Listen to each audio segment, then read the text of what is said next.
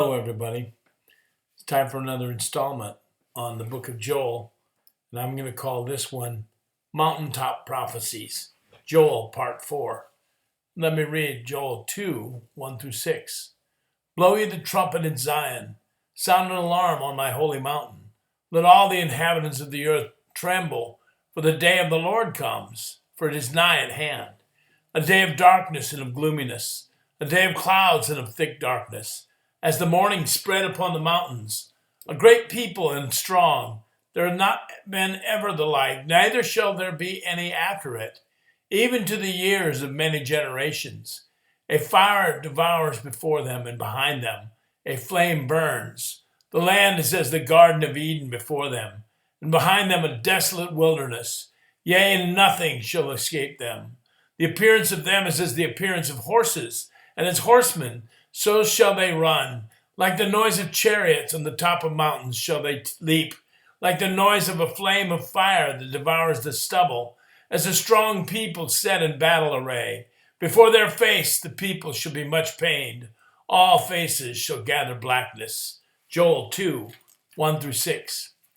Now, biblical prophecy is like seeing a mountain from a distance.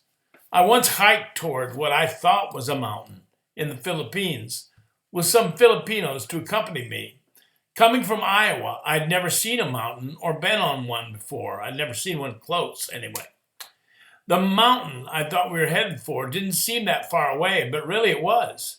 And as I came closer and closer with the group, it became obvious that the mountain was in fact many mountains.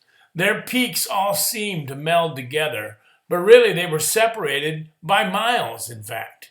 In biblical prophecy, we have the same phenomenon.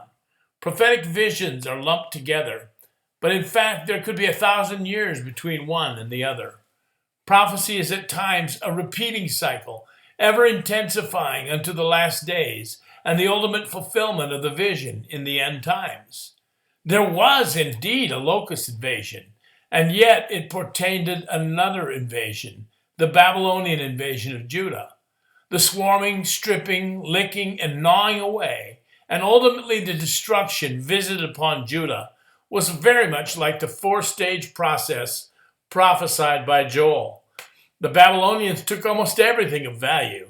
They entered into every house. They ravished many women. They killed many priests. They carried off all of the national treasures and skilled artisans. And eventually they destroyed the very most precious thing of all, the temple of the Lord, the house where God put his name.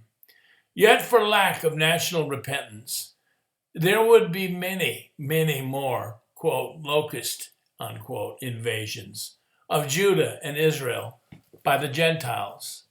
There would be invasions by the Egyptians, the Greeks, the Seleucids, the Romans, the Arabian Muslims, the Turks. On and on and on it would go, swarming, gnawing, licking, and destroying everything in sight. For example, the Seleucids under Antiochus Epiphanes, 200 BC, desecrated the temple, destroyed the national religion, outlawed the Sabbath and circumcision, and slaughtered a pig on the Holy of Holies. What was there left to take? Oh, they co-opted the high priest, installing one who dropped his own Hebrew name and took on a Greek name. This would be for them the wages of sin. Swarms of human locust empires in the times of the Gentiles, stripping away everything, leaving a tiny remnant, defiling, destroying, chewing, and laying bare.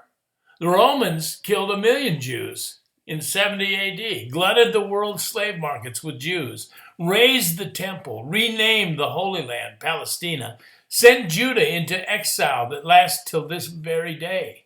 For 2,000 years, there was no Israel because of what the Romans did. Just like the locusts, leaving nothing. Even in the exile, this past 2,000 years have been nothing for the Jews except a long night of pogroms, persecutions, genocidal wars, and the attempt to strip away everything sacred from Israel. Russians, Germans, Poles, Eastern Europeans, Muslims, Spanish, Arabs, you name it. The locusts have successfully fulfilled this prophecy for centuries on end. In fact, it's a miracle that there is still an Israel. All of these were lesser day of the Lord scenarios. All point to the final and ultimate day of the Lord. The day of darkness and gloominess, a day of clouds and of thick darkness, is a reference to the final conflict, the last and ultimate locust invasion, which is called the Great Tribulation, such as never been seen before or since. One of the emphasis in Joel's prophecy is on the efficiency of the invaders. They go through the cities, they run on the walls, they never break rank or turn on each other, and in their wake, they leave virtually nothing but destruction.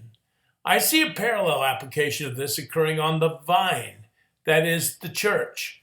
A cultural invasion has entered into the homes, minds, hearts, and families of the entire world. The spiritual invasion has eroded the worldview, the morals, the ethics, and even the spirituality of Christians through this toxic culture.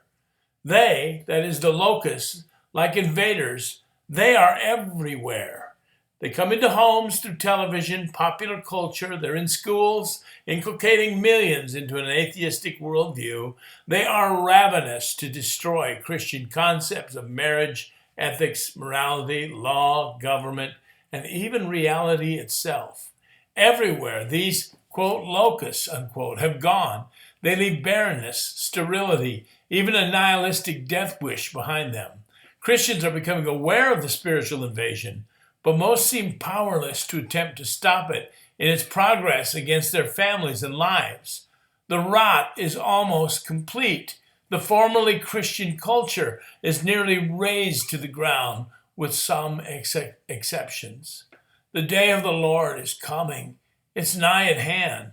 Now what remains except to turn to the Lord himself again in repentance, for the time of direct divine intervention is coming upon us very quickly. Grace to you.